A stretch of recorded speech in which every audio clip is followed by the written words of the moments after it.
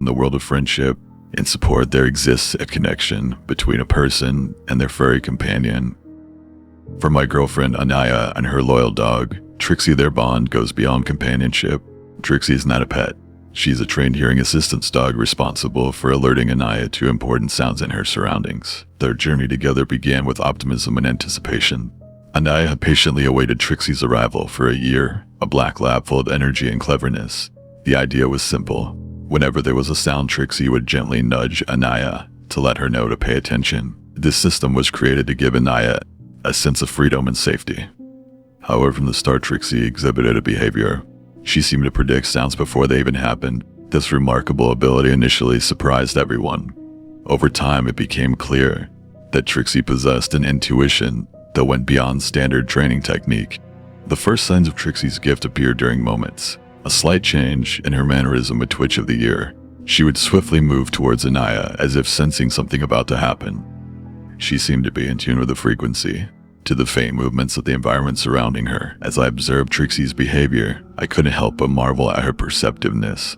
She seemed to possess an innate understanding of the intricacies of sound, reacting with precision and purpose. Yet there was an element of mystery surrounding her abilities. How could she anticipate sounds before they occurred? True extent of Trixie's capabilities became evident on a day that started like any other. Anaya had left for work, entrusting Trixie to my care. As I sat at the table engrossed in my work, Trixie's gentle nudge interrupted my concentration. Following her lead, I approached the door, expecting the usual sequence of events to unfold. However, what transpired next defied all expectations. Trixie, typically jovial and affable, emitted a low growl of sound I had never heard her make before. It sent shivers down my spine, a primal instinct warning of impending danger. In that moment, I made a split-second decision to seek refuge in our makeshift sanctuary beneath the stairs. Trixie, sensing my apprehension, remained steadfast by my side, her unwavering loyalty a source of comfort amidst the uncertainty. As we halted together in the darkness, the atmosphere thick with anticipation, I heard the telltale signs of someone approaching the door. My heart raced as I braced myself for the inevitable confrontation, uncertain of what lay on the other side. When the intruder's presence was revealed to be none other than Anaya herself, a wave of relief washed over me. Yet, Trixie's persistent growls served as a stark reminder that all was not as it seemed, and it was a chilling realization that the true nature of the threat had yet to reveal itself. In the ensuing chaos, amidst the confusion and fear, Trixie remained a beacon of unwavering courage.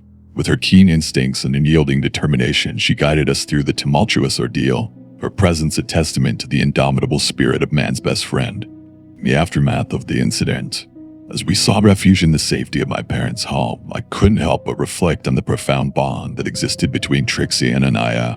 It was a bond forged in adversity, tested by the trials of fate, yet unbroken by the passage of time.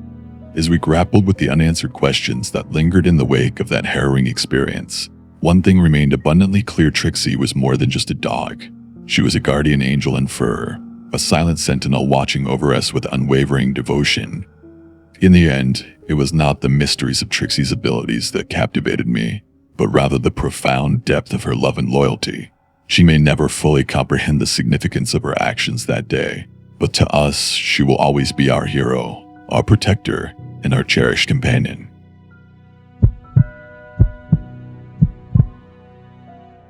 Within my thoughts, a sudden realization emerges. My husband embodies personas that are not his own. The moment of truth hit me like a bolt, from the blue on a day, catching me off guard and leaving me stunned. It was a fact I never actively pursued or even considered, yet destiny and its manner deemed it fitting to reveal itself at that moment. It all began on a Tuesday, another mundane and uneventful day. After a day at work, I found myself at the supermarket surrounded by the buzzing of fluorescent lights and the chatter of fellow shoppers. As I methodically placed my purchases on the conveyor belt, I heard a sound behind me, one that was moist and unmistakable. Fiddlesticks. This exclamation of frustration was something to me, a quirk unique to my husband, Mike. A smile started to form on my face as I turned around with anticipation to see him there. However, of him standing before me, I was met with the gaze of an elderly man with spilled yogurt at his feet. "I'll help you clean that up," I offered, extending a hand of assistance in retrieving tissues from my purse, but he remained motionless, his gaze fixed on me with an intensity that sent a chill down my spine. was as if he saw through me, peering into the depths of my soul with a silent accusation. Deterred by his strange behavior, I crouched down, focusing on wiping away the mess. When I rose to my feet, ready to resume my shopping, the man had vanished, leaving behind a palpable sense of unease. Dismissing the encounter as an oddity, I glanced at the items on the conveyor belt, a mundane assortment of groceries. Yet, upon closer inspection, a sense of foreboding crept over me. Non-fat blueberry yogurts, black olives, cinnamon rice cakes, Old Spice shaving cream, a familiar lineup of Mike's preferred purchases. The pieces of the puzzle started to fit, creating a picture that I was not ready to understand. When I got home, I saw Mike waiting for me.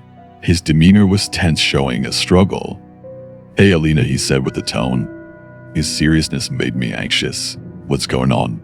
I asked, cautiously preparing myself for what he was about to reveal. His confession shattered my sense of normalcy. He talked about masks, not the kind you wear at parties, but the faces of the dead taken from a morgue. The weight of his words hung in the air, disturbing in its implications. Faces used as trophies to gain access to places and acceptance he couldn't attain before. His explanation carried a justification, portraying a man consumed by an obsession. Silence enveloped us, thick and suffocating, as I grappled with the enormity of his revelation. "If you need some space, some time to process, that's fine," he offered, oblivious to the storm raging within me. "But I think you'll realize it isn't so bad." His words, laden with delusion, echoed hollow in the cavernous depths of my mind. In the dead of night, driven by an insatiable need for truth, I ventured into the recesses of our home, a labyrinth of secrets waiting to be unearthed. The shed, once a sanctuary of solitude, now beckoned with ominous allure. Within its confines, I bore witness to horrors unimaginable. Faces stripped from the departed hung like macabre ornaments, their grotesque visages a testament to my husband's descent to madness. Among them, faces I recognized, ghosts from my past, haunting reminders of heartache and betrayal, each one a scar etched into the fabric of my being, a testament to the wounds inflicted by those I once loved. As I fled into the night, seeking refuge in the sanctuary of anonymity, I dared not look back for fear of what lurked in the shadows.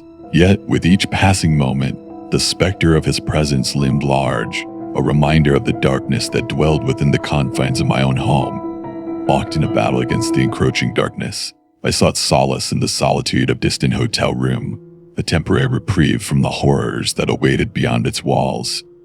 But even here, in the silence of the night, I am haunted by the knowledge that he waits, his presence a malevolent specter, lurking just beyond the threshold of my consciousness. And as the first light of dawn breaks through the veil of night, I know that I must confront the darkness that lies within, for only then can I hope to find redemption in the wake of shattered illusions.